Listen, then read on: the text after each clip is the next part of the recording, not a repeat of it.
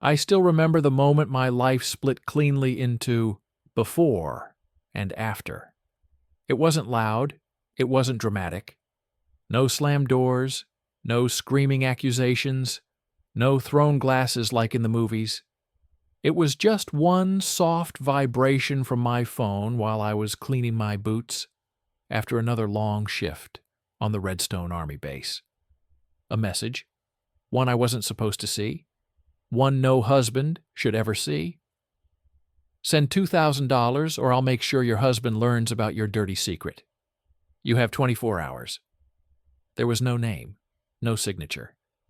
But there was a screenshot attached, an image cropped to hide identities, but not well enough. Even blurred, even shadowed. I recognized the outline of the body, the bracelet, the stupid silver bracelet I gave Lena for her birthday 2 years ago. My wife. For a moment I felt strangely calm, as if my body shut down all unnecessary emotions to focus entirely on survival. I stared at that message for a long time, then locked my phone, opened the banking app, and checked our joint account. That's when the ground shifted beneath me. $5,000. Gone. Not 2. Not 3. 5. And it wasn't even the missing money that hit me first. It was the lie Lena told me just 3 days earlier. She'd said she needed to help her friend Sarah from work with rent since she'd been evicted. But there was no Sarah. I knew all of Lena's friends, all her co-workers. There was no one named Sarah in her office or in her life, which meant Lena had lied straight to my face, acting like she was doing something kind-hearted and noble. And now there was blackmail, threats, photographs. And another blow. Whoever sent that message knew she was married. Whoever sent that message knew me. I scrolled through the transaction history, slowly connecting the dots. Multiple transfers, small ones at first, then larger sums. The pattern wasn't random. It was the kind of pattern that meant one thing. This had been going on longer than just a few days, and I didn't know whether to feel sick or angry. I felt both. I didn't confront Lena immediately. I couldn't, not without being sure, not without understanding what I had stepped into. So I did the only thing my training taught me to do. I investigated. With methodical, quiet precision. The next morning, while Lena was brushing her hair before work, I slipped a GPS tracker onto her keychain.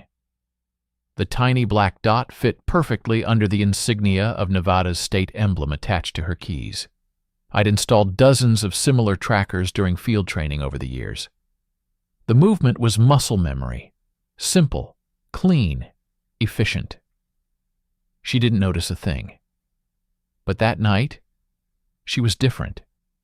She was softer, almost clingy, hovering nearby as if afraid to let me out of her sight.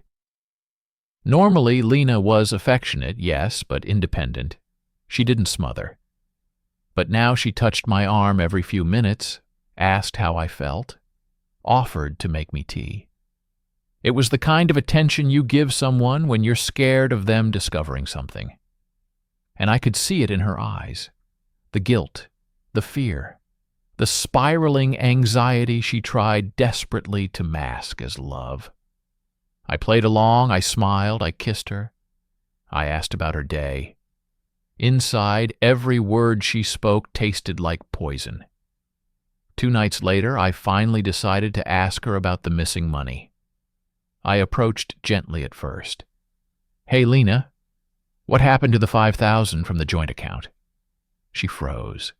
Her face went pale instantly, and her hands trembled just slightly before she clasped them tightly together. Then came the tears, fast, dramatic, loud. She pressed both palms to her face and shook her head as if deeply wounded that I could even ask her such a question. "I told you," she sobbed. "It was for Sarah. Why don't you trust me?" "Because there is no Sarah," I said, voice steady. She blinked, stunned, betrayed, angry, as if I had wronged her by catching her lie. "I can't believe you're accusing me like this," she cried, stepping away. "If you don't believe me, then what's the point of anything?" I stared at her quietly, waiting for her to calm down enough to speak logically. But she didn't. She spiraled instead, becoming more frantic, more defensive, more evasive. And still, no explanation. Nothing real. Nothing that made sense. And that was when everything between us cracked, a quiet, deep fracture that felt permanent. The GPS tracker didn't lie. The next day, at 2:18 p.m., it pinged. Lena wasn't at her office. She wasn't at lunch with co-workers. She wasn't running errands or stuck in traffic.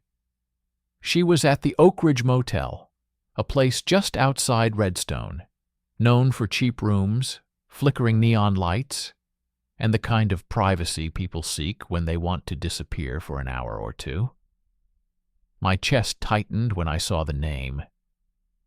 Desert Winds was the name of the old motel before renovation. Now it was Oak Ridge Motel, but locals still called it the old name. My wife wasn't meeting a friend. She wasn't paying someone's rent. She was meeting someone there. I drove my truck down the side road near the motel and waited where I had a clear view of the parking lot, but remained out of sight. At 2:27 p.m., a man walked toward her car. Tall, dark hair, built like he used to lift weights, but recently stopped caring. Brandon Keller. I knew him. Everyone did. He was a civilian contractor who occasionally worked on the military base. Harmless enough on the surface, but something about him had always made me uneasy. And then Lena stepped out of her car. She looked around nervously, then hurried toward Brandon. She didn't hug him, but the familiarity between them was unmistakable. She leaned in too close. He touched her elbow gently. They spoke in hushed tones. Then, together, they walked toward room 14. My stomach twisted. My wife wasn't just lying. She wasn't just being blackmailed. She wasn't just draining our savings. She was having an affair. And she'd been doing it long enough for someone to get photographs. I waited until they closed the door behind them, then stepped into the motel reception area under the pretense of needing directions. The clerk, a bored-looking young guy, barely glanced at me. "Does Brandon Keller stay here often?" I asked casually.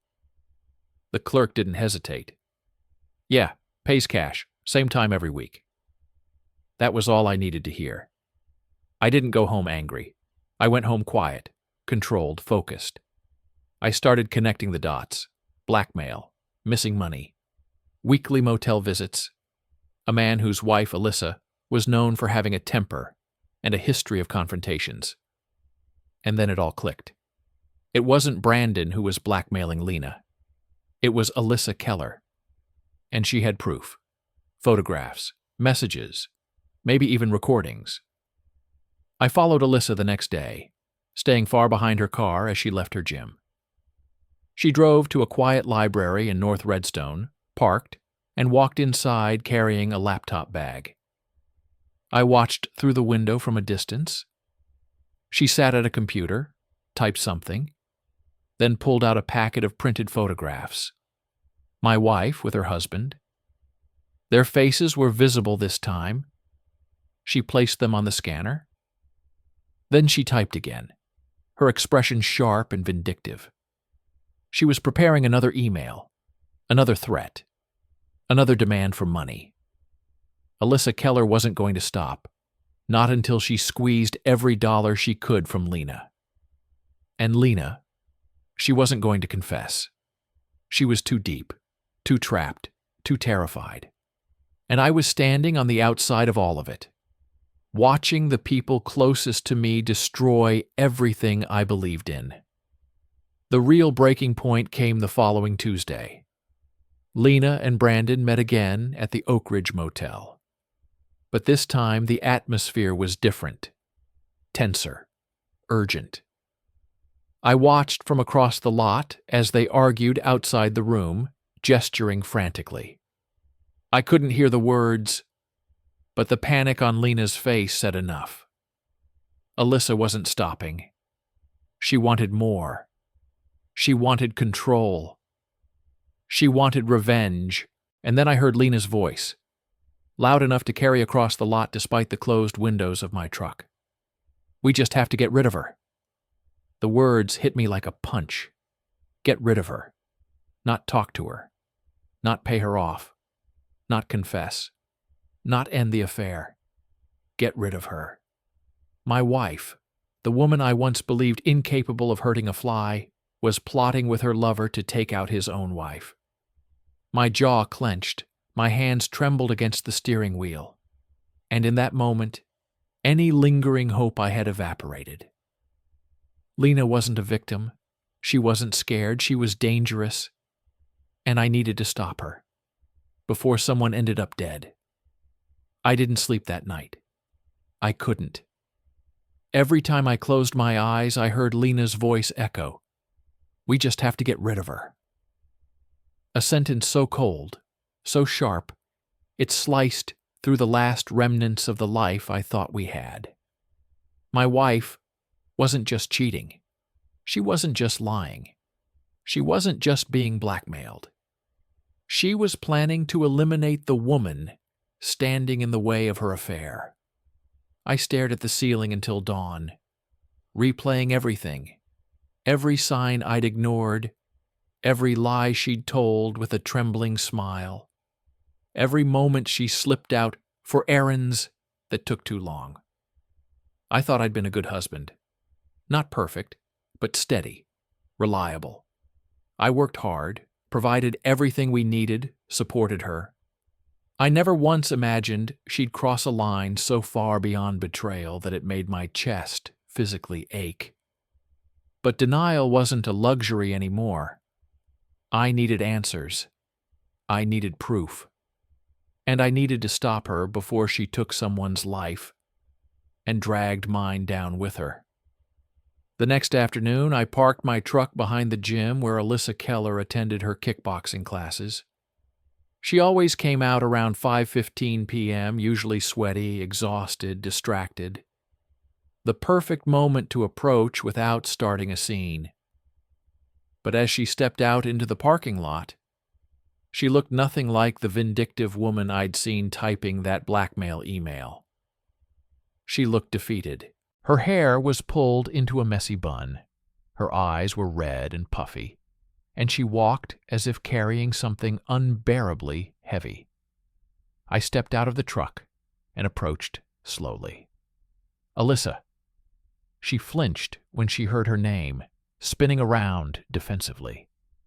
But when she recognized me, her expression tightened with confusion and fear. "What are you doing here, Evan?" I didn't waste time. "I know you're the one blackmailing Lena." Her mouth fell open, stunned. Not by guilt, but by shock. "What? I don't—" She shook her head rapidly. "I don't know what you're talking about." "Yes, you do." My voice remained calm, steady, controlled. "I saw you at the library yesterday. You were scanning photographs, writing threats." Her face drained of color. She took a step back, pressing her hand to her forehead. "Oh my God," she whispered. I didn't think." "Alyssa," I said, softer now. "You need to listen. Lena and Brandon are planning something. Something that will put you in real danger."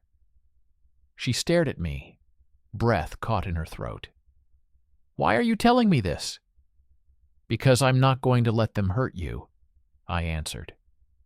She swallowed hard, gripping her gym bag as if it were a lifeline. Then the dam broke. She told me everything in the quiet corner of the parking lot, hidden between two cars, as the streetlights flickered on above us. Brandon had been distant for months. Then she found a burner phone in his work locker, filled with messages from Lena. Explicit messages, hotel dates, complaints about their spouses. Worse, the two of them laughing about how oblivious we were. It was humiliating, Alyssa said, tears streaking her face. I mean, they mocked us. Mocked me. I snapped. I wanted them to feel at least some of what I felt. How much have they paid you so far? I asked. 12,000, she whispered shamefully. I was going to ask for 10 more. Alyssa, they're not going to stop at paying you. I know, she admitted, hugging herself. I know they're spiraling. Brandon's unstable, and Lena, she's not right in the head. I see it now. You need to go to the police. She looked up sharply, shaking her head. No, I can't. If they find out. They already know, I said, cutting her off gently. They talked about you at the motel. I heard them. She froze. What did they say? I hesitated only a moment. They want to get rid of you. Those were Lena's exact words. Alyssa's breath hitched. She stumbled back, nearly dropping her bag. Oh my God. Oh my God. She wasn't a villain. She was a wounded, desperate woman, backed into a corner she didn't know how to escape. She wasn't innocent, but she also didn't deserve what Lena and Brandon were planning. You're not alone, I said firmly. I'll be a witness. I've been documenting everything. She nodded weakly, still trembling. I'll think about it. No thinking, I insisted. You need to go tonight. She closed her eyes, gripping her bag so tightly her knuckles turned white.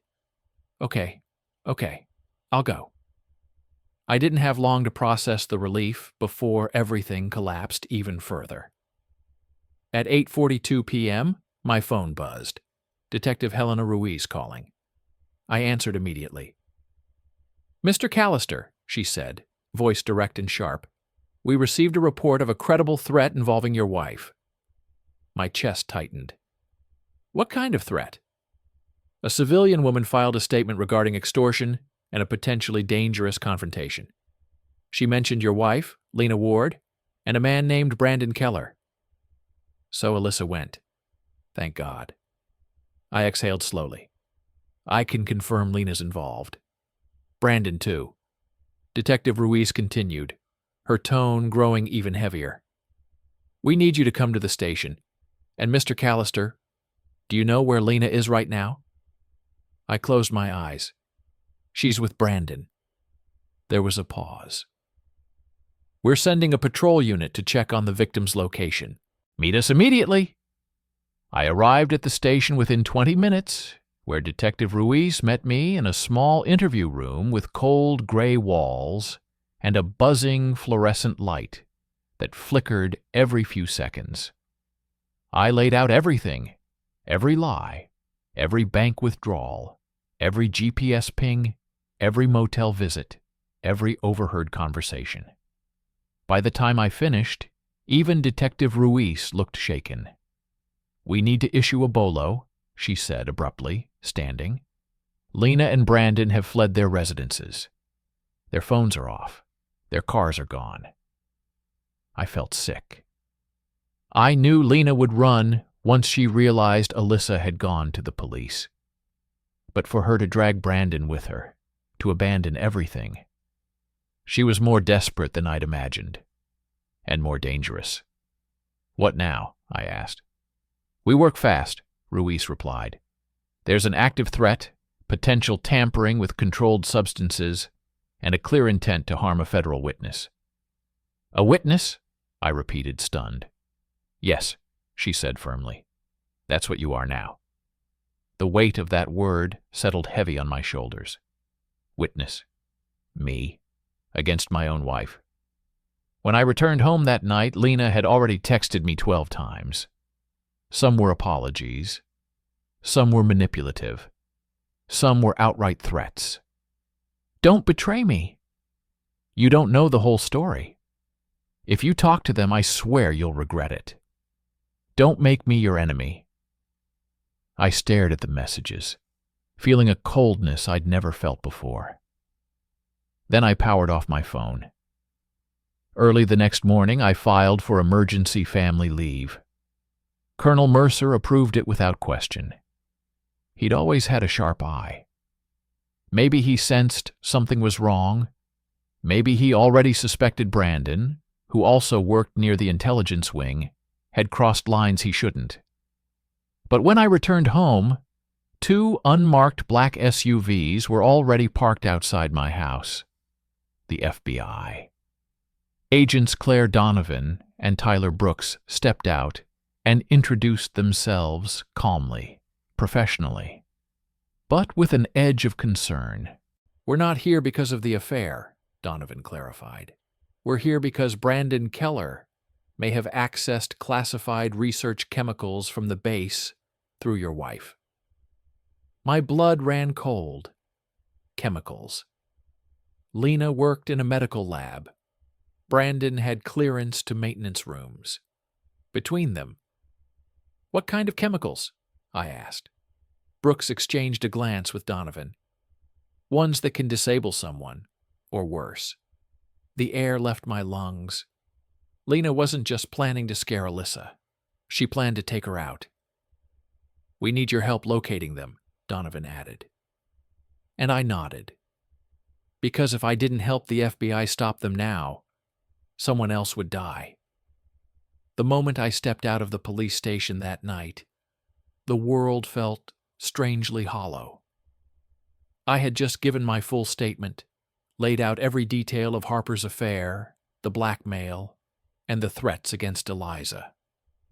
The fluorescent lights inside the precinct still buzzed in my ears as if they were following me into the darkness outside.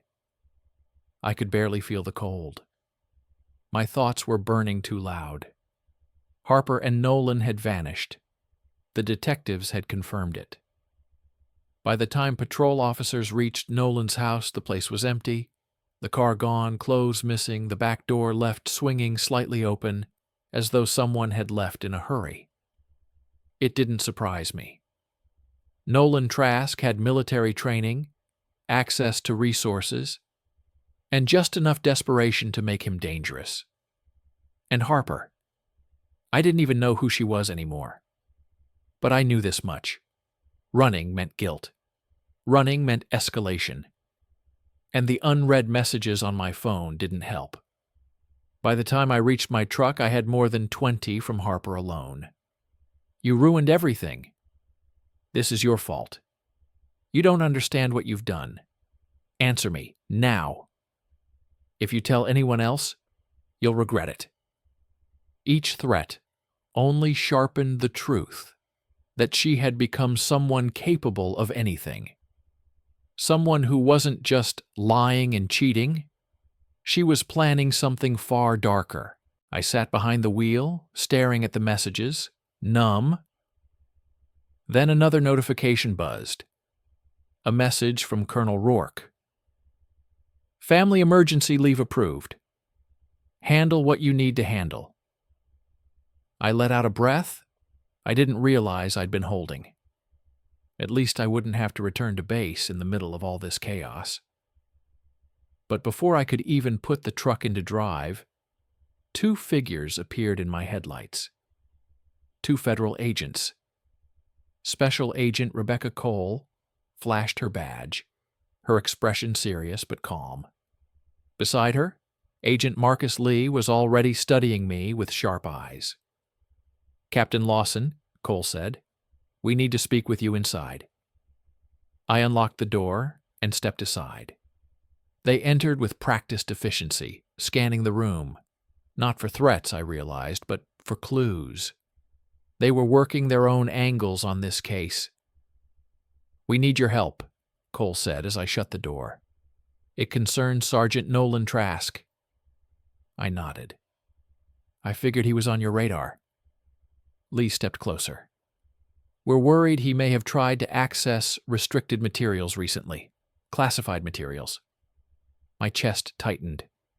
Nolan had always been reckless, but involvement with Harper, with blackmail, and now potentially classified intel? What sort of materials? I asked. Cole folded her arms. Chemical compounds stored in the research wing of Crescent Air Base. The same base Harper worked on. The same lab she had access to. The same lab she was increasingly secretive about. A cold wave washed through me. Tell me exactly what you're implying. Lee spoke flatly. That your wife and Sergeant Trask may be in possession of substances that should never leave a military facility. I exhaled slowly. I can help you find them. Cole exchanged a glance with Lee. We were hoping you'd say that. Using the GPS records I had from Harper's keychain tracker and the pattern I had already spotted in her movements, I provided the agents with their most likely route, a stretch of abandoned industrial buildings outside of Milburn. Old warehouses, no cameras, no residents, no patrol routes. Perfect for two people planning something dangerous. By the next morning, tactical vans rolled out. A convoy of black SUVs, a helicopter overhead. I rode with Agents Cole and Lee, my stomach tight as a coiled spring. Everything felt unreal, like I'd stepped into someone else's nightmare. As we turned down the dirt road, the structure came into view. A rusted industrial complex, broken windows, collapsed roof sections, and a single flicker of light inside. They're here, Lee said, lifting binoculars.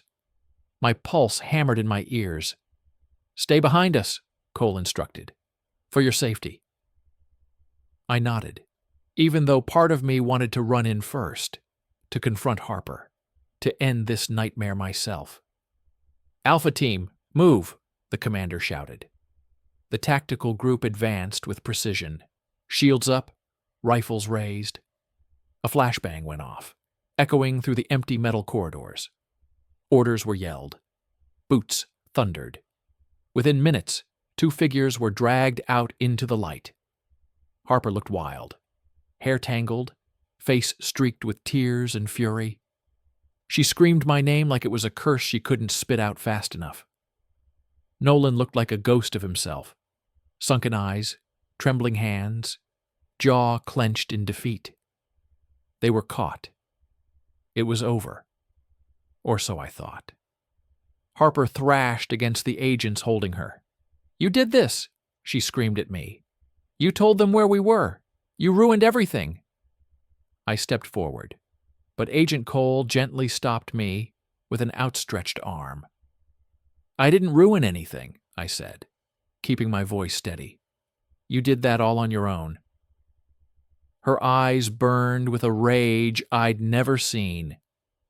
For a second, she looked like she wanted to lunge at me. You think you're innocent? She yelled back. You think you're better than me? She laughed, a strange, broken sound. You didn't even know half of it. Enough, Cole ordered. Get her in the vehicle. But Harper kept talking. She was never supposed to go to the police, she snarled, glaring at me. If Eliza had just stayed quiet, that was all the agents needed. They charged her with extortion, conspiracy, threats against a federal witness, possession of restricted materials, intent to cause harm. Nolan didn't even fight. He kept his head low, muttering, "It was her idea. All of it was her idea. I'll cooperate. I'll testify. Please, I just want to fix this." I stared at him. Fix this. There was no fixing any of it. Later, Agent Cole pulled me aside. "We found vials in their bags," she said quietly. "Some of them match compounds from the research lab your wife had access to." I swallowed hard, bile rising in my throat. What were they planning to do with them? Cole sighed. "We may never know for sure, but the possibilities are dangerous. Very dangerous." And suddenly the dark nights, the lies, the fake transfers, the strange behavior, everything clicked into place. Harper hadn't just been cheating. She hadn't just been stealing money. She had crossed into something much worse. "I'm sorry," Cole said, her voice softening. "This wasn't your fault." I nodded numbly, but it didn't feel that way. The next days blurred into a haze of interviews, paperwork, and sleepless nights. Harper called me from the holding facility twice. I didn't answer. Nolan's plea deal came fast. He threw Harper under every possible bus in exchange for a reduced sentence. And Eliza? She gave a full statement too, trembling but relieved. She would face charges of her own for the blackmail. But because she had come forward, and because she'd been threatened, the prosecutor agreed to a lenient deal. She moved to Arizona shortly after. Fresh start, she'd told me before leaving. For both of us. I hoped she could find it. I hoped I could too. Harper's trial lasted months. When the verdict came down, I attended the hearing, even though part of me didn't want to see her again. She sat there in an orange jumpsuit, eyes empty, shoulders slumped. She looked smaller somehow, like the weight of everything she'd done had finally crushed her. The judge read out the sentence, 25 years. Nolan received 15 years for cooperating. Eliza got probation and left the state immediately. And then, it was all over, except for the part where I had to face the wreckage she left behind. The divorce was brutal. There was no remorse in her voice when she finally spoke to me through the glass divider in the detention center. "Are you happy now, Adrian?" she whispered bitterly. "Does this make you feel righteous?" "No," I said. "It just makes me feel free." And it was true. For the first time in years, I could breathe again. When the trial finally began, I felt as though I'd aged 10 years in a matter of months. I sat behind the prosecution table, dressed in my uniform, listening to attorneys and witnesses recount the story of my wife's double life. Harper sat across the courtroom in a beige jumpsuit, her wrists chained, yet still carrying that strange mix of arrogance and desperation that had defined her last months of freedom. Every now and then she'd look at me, sometimes pleading, sometimes furious, sometimes as if she couldn't believe I had truly chosen to expose everything. I didn't react. I couldn't.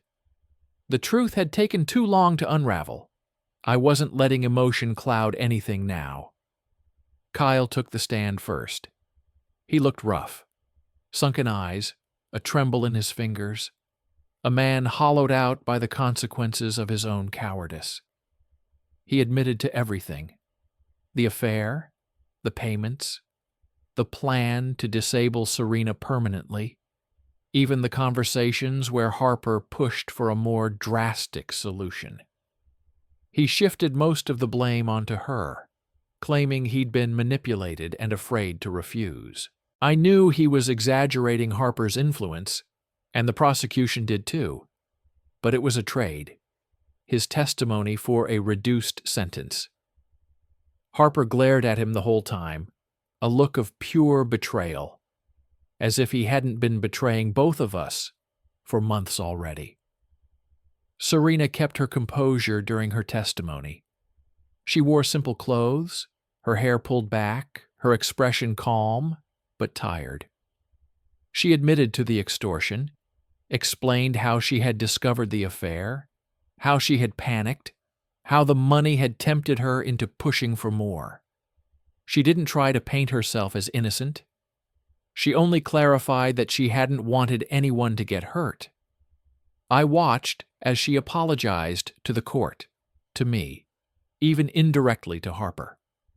Somehow, the honesty made her look more human than either of the two people who had dragged us all into this disaster. Harper's turn on the stand was the breaking point. She insisted she'd been set up, that Kyle had pressured her, that she had never intended to harm anyone. But emails, recordings, printed threats, GPS logs, and the stolen chemical inventory contradicted everything she said. The prosecutor asked her why she had threatened to ruin my career, why she had taken money from our joint account, why she had written messages suggesting permanent solutions. Harper's answers were disjointed, full of denial and anger. At one moment she cried. The next she snapped at the judge. Then she turned to me and shouted that I had destroyed her life for one mistake. I didn't respond. The courtroom deputies stepped closer to her, each time her voice rose. When the judge read the verdict, guilty on all counts, Harper's face went blank. Not grief, not shock, just blank, like she had finally run out of lies to shield herself from reality. She received 25 years. Kyle, even with cooperation, received 15. Serena got a suspended sentence and mandatory counseling. She left the courthouse with her mother, avoiding reporters, her face buried in a scarf. I wished her well in silence. None of us were walking away untouched, but at least she wasn't heading to prison. The divorce hearings were far quieter, but emotionally sharper. Harper tried once more to blame me for everything, accusing me of betrayal, cruelty, disloyalty. I didn't argue. The facts spoke for themselves. The judge awarded me full rights to the house, the car, and our savings, noting Harper had used joint funds for illegal activity. When she was escorted out afterward, she turned back to me and said, "I hope you're proud of what you did." I didn't answer. There was nothing left to say. Colonel Hayes approved my request for reassignment quickly. "Start fresh," he told me. "You've earned that chance." When the notice came through confirming my posting to Stuttgart, I felt something I hadn't felt in months. Clarity. Not joy. Joy was still far away. But clarity. A clean horizon. On my last day in California, I visited the empty house one final time. The rooms felt larger without Harper's presence. Quieter. Even peaceful. I remembered the nights we'd cooked dinner together, the mornings she'd stolen my coffee, the road trips, the small routines that had once felt unbreakable. I didn't want to remember them, but memories don't ask for permission. I let them come, then let them go. Detective Ruiz called as I was locking the front door for the last time. "Just letting you know Harper's appeal was denied," she said. "This chapter is officially closed." "Thank you," I replied. And I meant it. That night, as I drove onto the highway toward the airport, the sky was dark, the road nearly empty. I checked the rearview mirror out of habit, scanning for threats, watching for trouble, acknowledging the scars the entire ordeal had left on me. Then I looked forward again, letting the engine settle into a steady rhythm. I didn't know what waited for me in Germany. A new unit, new responsibilities, new people who didn't know the story of Harper, Kyle, Serena, or the night everything shattered. I wasn't sure what the next year would bring. But for the first time in a long time, uncertainty didn't scare me. I drove on, the road stretching ahead like something unbroken. I would rebuild. I would relearn trust in the world, in myself. And whatever the future held, I knew one thing with absolute certainty. I had survived the worst of it. Everything else I could face.